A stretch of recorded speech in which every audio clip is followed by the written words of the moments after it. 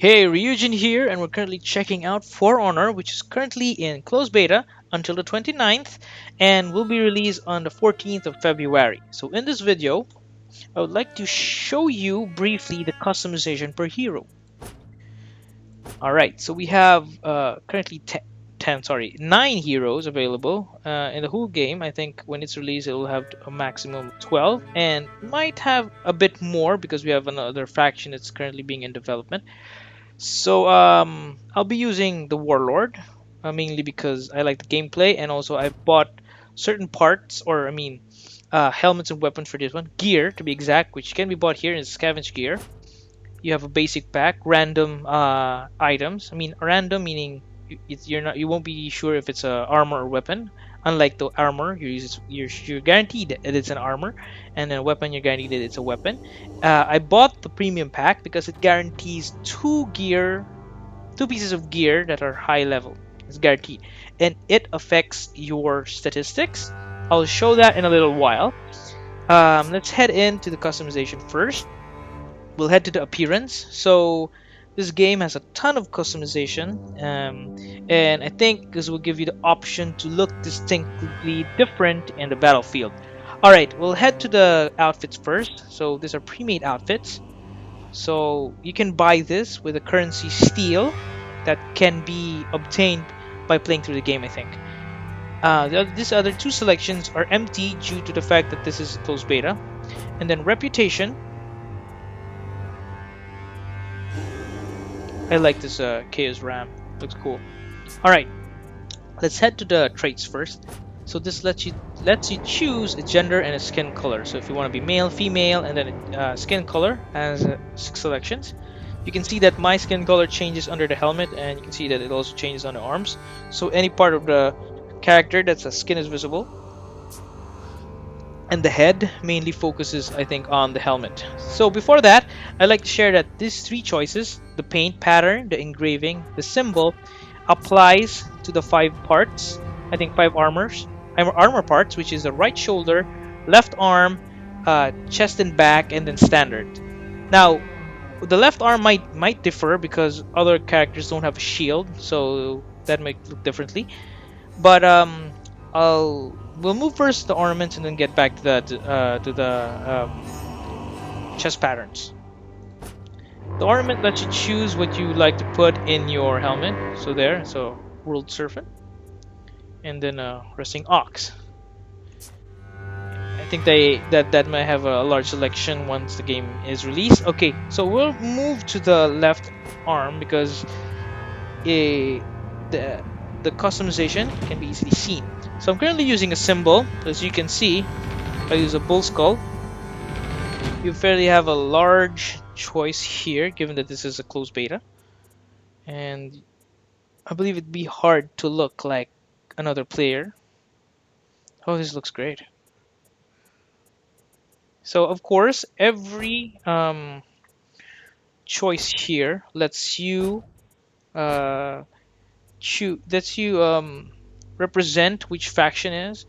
For example, this Fire Eye, I think it represents Samurai, while this here, this cross represents Knights, of course, and let's go up a bit. I think I saw it somewhere. And this one right here, the Celtic Weave, I think represents Viking. Alright, so if you can see, I have 2 designs that overlapping each other. I think the paint pattern and the symbol can overlap, but the I think the engraving wouldn't. So this has fairly limited selections as of now, and I think this would expand once the game is released again. Alright, so those 5 parts have those 5 options. I'll just show you a little bit of it. So you see that my shoulder pads are changing. It depends on what you choose. Okay. Let's head to the material. I think that's the other part of the armor, which is, you'll see it change when I select a different color. So from base, you have dark brown, red, light brown, and then the black, and then light. So I'm currently stuck with the base. I think the usage implicates which part uses the color. Okay. We'll move next to the color patterns. Now this is a very unique one because it's a tricolor, and it's pre-made, and I think it really looks cool. And you have the neutral, the attacker, the defender. So I'm not sure if this selection will expand once the game is released. So just to show you a bit of it. So there.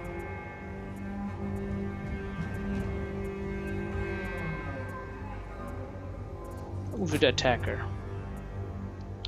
Sunsea. It's cool because each pattern has a name, so it's well represented and unique. Queenly. Alright, Gale, Breeze, Horizon. Alright, I'm gonna stay with the Storm because I like it. Alright, we're done with loadout. I mean, appearance. We'll move with this one. I think this is a loadout section. So previously I mentioned before that I bought gear that you can actually wear. So let's head to the weapon first. So here you can see I have a blade and a hilt. Now this may differ, I think, per character. So if you're maybe using a samurai, maybe a nodachi, or if you're using a raider, maybe an axe. So I can customize the blade. Let's get right into it. So here I'm currently equipped with an engram blade. So I'll unequip that. Sorry. How do I? Okay. So I'll equip the default one.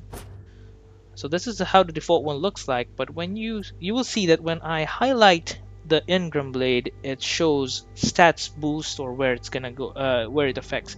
So I will lower down a portion of my attack, but will raise a significant part in my defense.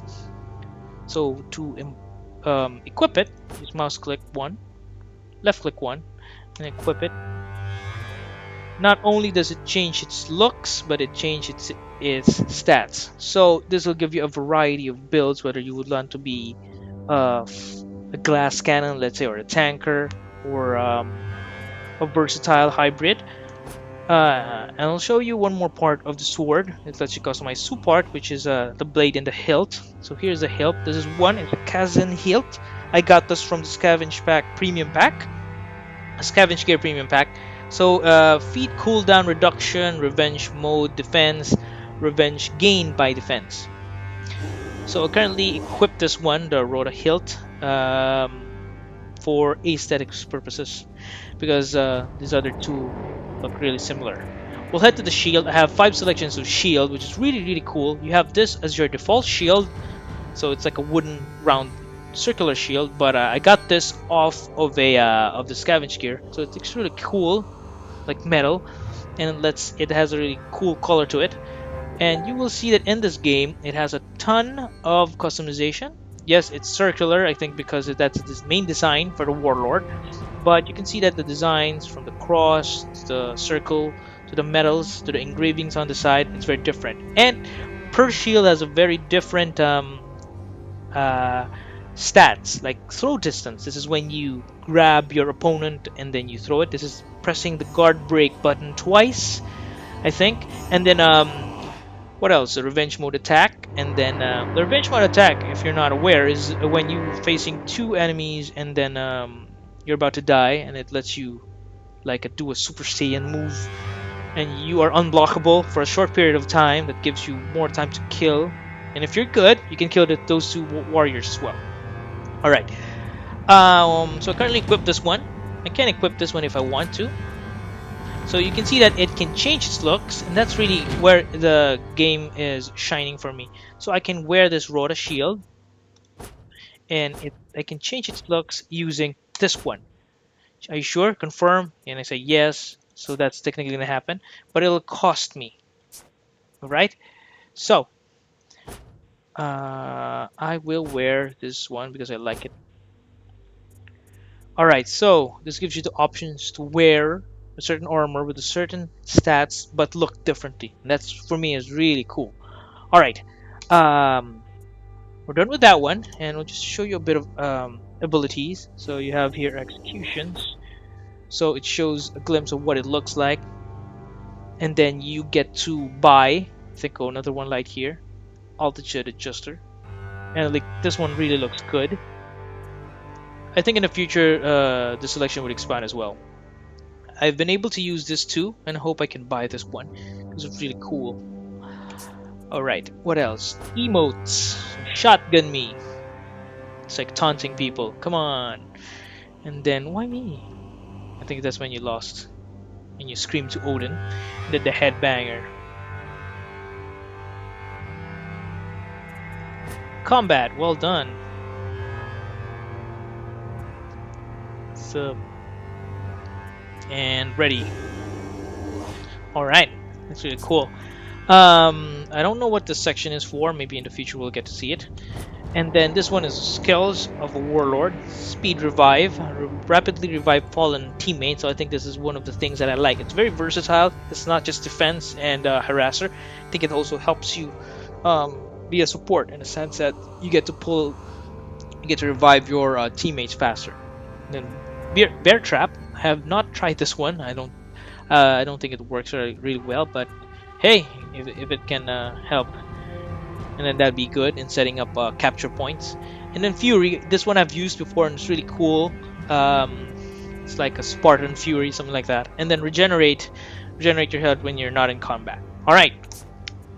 Given that, I hope you liked this video, and if not, it's all right. And then try to make a gameplay video next of how the Warlord plays, and each of these heroes play very differently. You would need to find what suits you well, and just to share, you will need to pay or to recruit these heroes. Like here 500 steel. Previously when I entered I was provided with 2000 steel, and I bought the Orochi. I previously thought that this was my gameplay, but when I found out the Warlord is more of my gameplay. So that's about it for the customization that's currently available in the closed beta. With that, I'll see you guys around, and have a nice day. Bye!